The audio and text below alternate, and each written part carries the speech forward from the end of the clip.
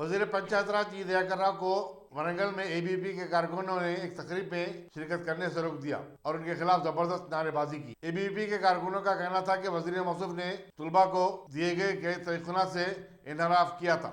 इन मुजाहिरीन का यह भी कहना है कि हुकूमत ने इंतखाबात से पहले जो वादे किए थे उन्हें पूरा नहीं किया।